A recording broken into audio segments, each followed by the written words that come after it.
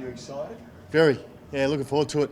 A great opportunity for us down in Melbourne against the Saints, and yeah, we win and we keep progressing. So it's a great time of year. Yeah, we're really excited. How do you deal with it? Do you embrace it, or do you try and keep a lid on it as a coach? No, embrace it. Yeah, it's a great time of year to be playing. We still want to be playing this time of year every season, and the fact that we are this year is great for us.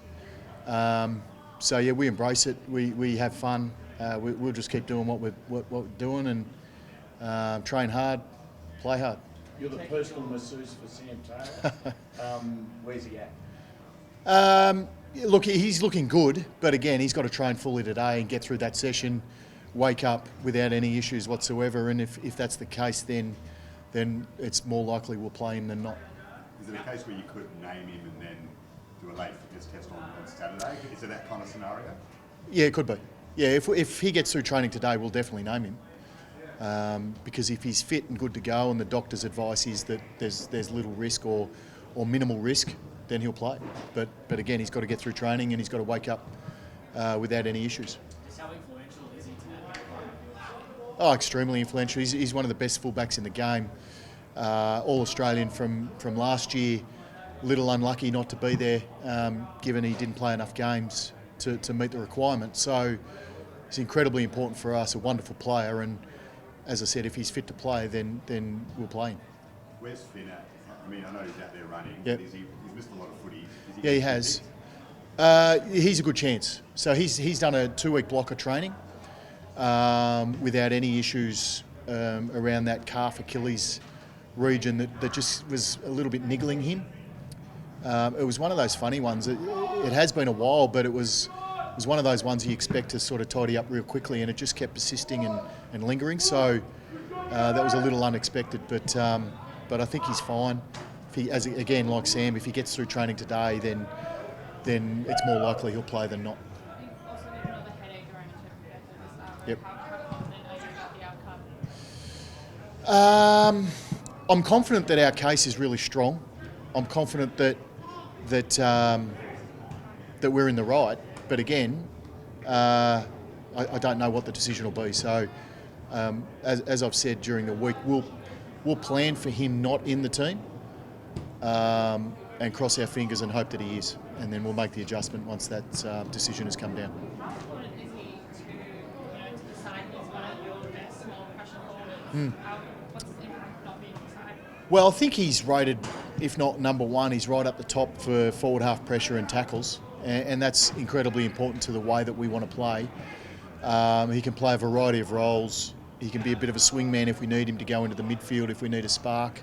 He's got great speed and endurance, and he's got that real great intent to want to tackle, and so he's unbelievably important for us, and that's why we're challenging the ruling, appealing it, and trying to make sure that he's available for this weekend. How frustrating has it been? Like, it's been 2 weeks, and here you are, the day you're naming your team, you still don't know if he's playing. To be fair, it hasn't been frustrating at all. It's the process, and we keep moving forward knowing that this was going to be the case. So it's just what it is. I mean, it's not really frustrating for us. It's not a distraction.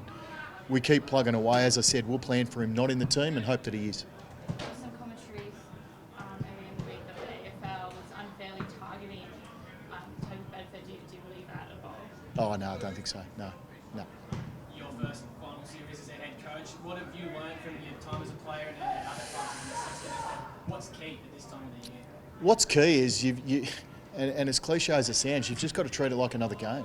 You've got to enjoy the experience. You can't always be head down and just focusing on the game, because ultimately, if you spend all that nervous energy playing the game before you've actually stepped out on the field, it's not helpful. And if you don't actually enjoy the moment, you probably look back at the journey and think, well, it wasn't all that enjoyable, and that's certainly not what we want to create. So, I mean, you can hear the guys they're in the background having some fun, and that's who we are, and that's what we want to be. And I think we've been that across the course of the year, irrespective of win and loss. And so home and away or finals shouldn't change that either. Are you going to pack your stress ball those? Oh, well, it could. It's obviously a high stress game. Winning we're in, and losing we're out. Those elimination finals that we've had a couple the last couple of weeks. So It's something that's made a few headlines, but it's certainly helpful to me, and I think in turn the rest of our group. Are you expecting a few tricks from Ross Lyon? I mean, experienced campaigner at this Yep. end of the year. Expecting anything from him? Well, I mean, he'll plan with great detail. He's a wonderful coach, and so they'll have plans in place for our top players, the way that we want to play. We've planned for them equally. We'll have to navigate our way through what he's got planned for us. Kind of have some suspicions around what's coming, but it's always hard to know until the game starts. But we're back in the way our play. We're really confident in our game plan. We think it stacks up in finals. But again, that's yet to be proven, and so we get our first opportunity on Saturday to prove it. Second in the AFL for handballs. Is it obvious we're going to get the orange tsunami? Well, that's the plan, and I think that's something that's served us really well across the course of the season, most notably in the back half of the season. So, I mean, that's the way we play, and so we'll continue to back in our players and our system, and then make necessary adjustments as the game progresses, and we feel like we need to make some adjustments. You haven't played a lot of footy at the MCG as a group. No. Have you done anything this week to focus on that, style-wise, or anything like that? Is that an issue at all? No, I don't think it's an issue.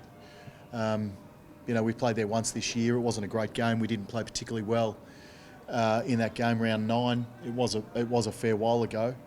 I think our game's in better shape since then.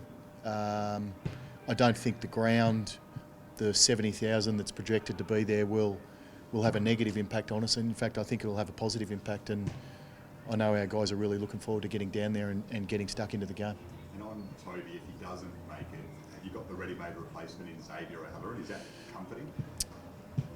Well, I'd prefer Toby to be playing, and then we'd have both. But yeah, Xavier's come through. He's played 2 scrimmage games. He's back from his thumb injury. Looks confident. I'm sure he'll train well today. So he's the most likely replacement. But again, we'll get through training. Everything will be laid out on the table, and then we'll pick from there.